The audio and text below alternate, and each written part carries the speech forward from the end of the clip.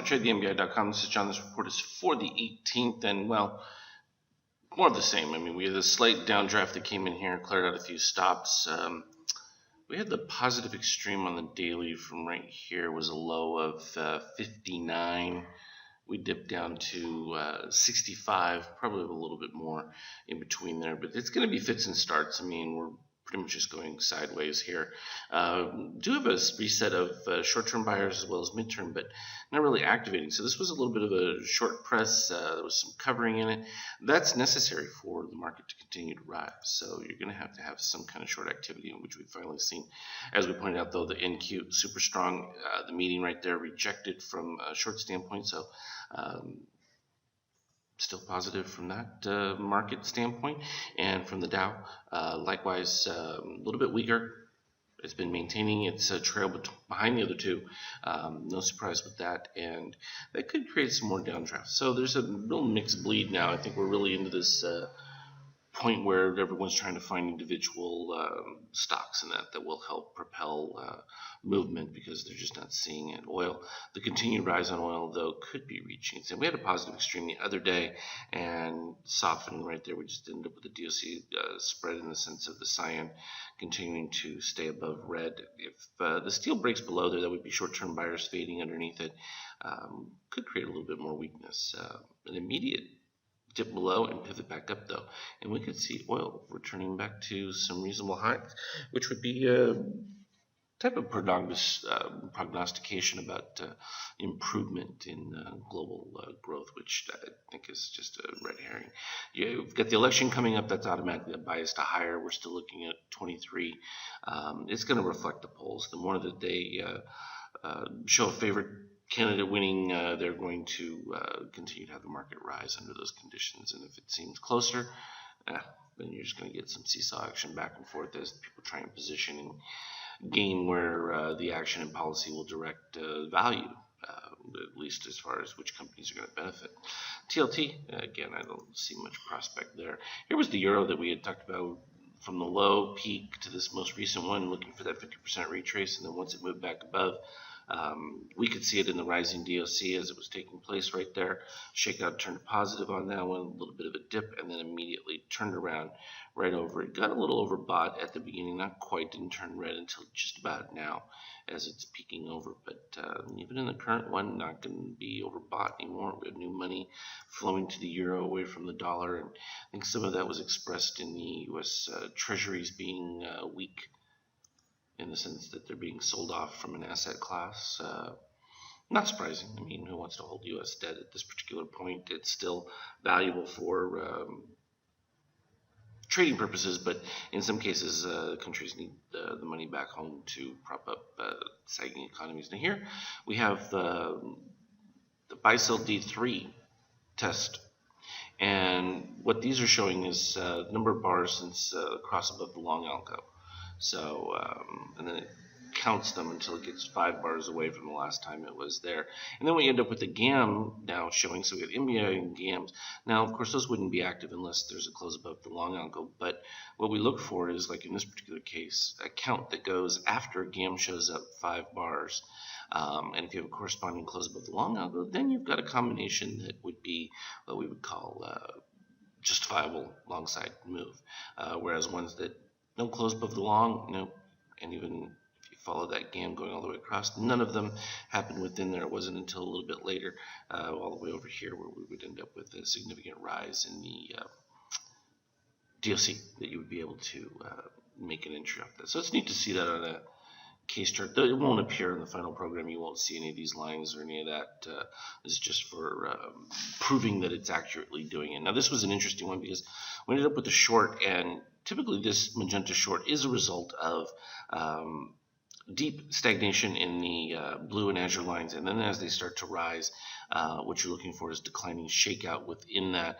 And this is what we had here. The problem was that it kept rising, and as it was continuing its rise until it plateaus right there, you then ended up with additional GAM, and that triggered another secondary rise in it, which led to this explosion coming off. Still not anywhere near the stop at this particular point.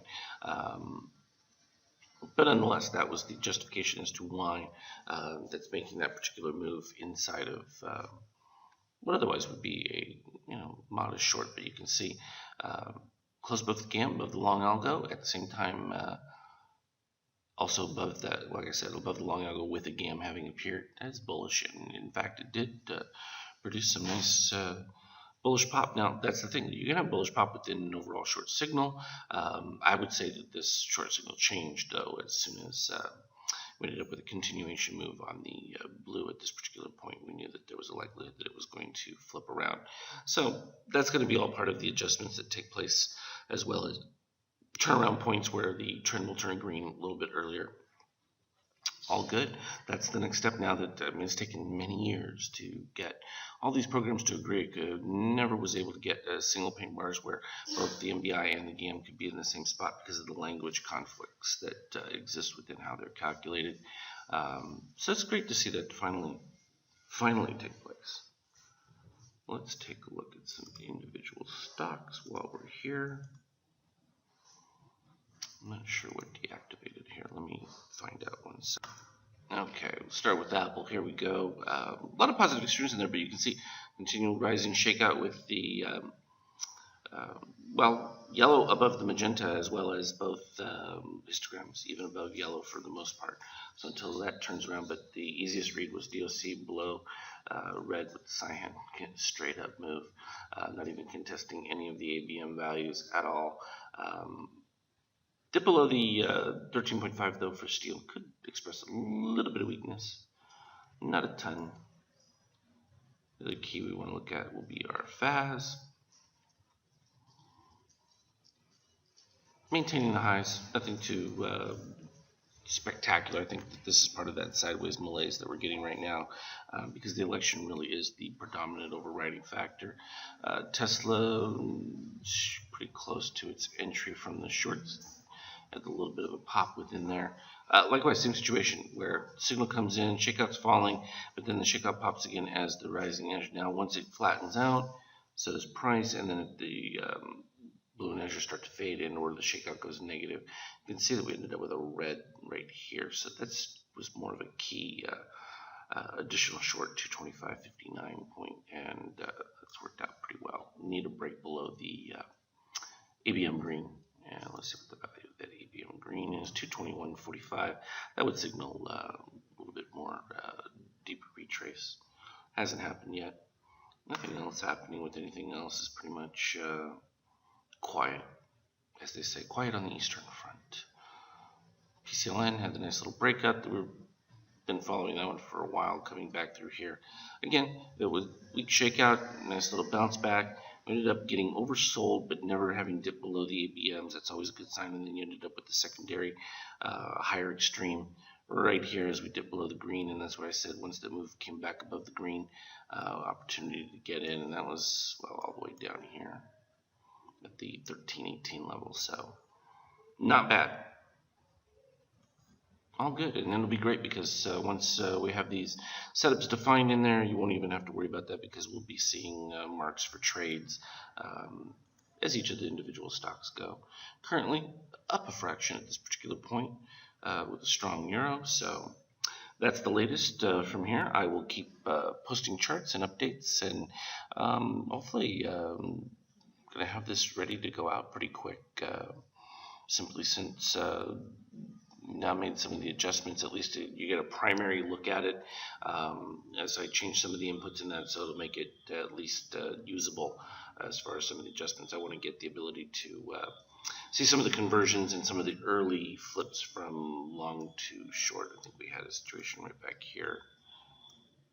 It's easier to do this where you highlight it, and then you can just grab it to where you want.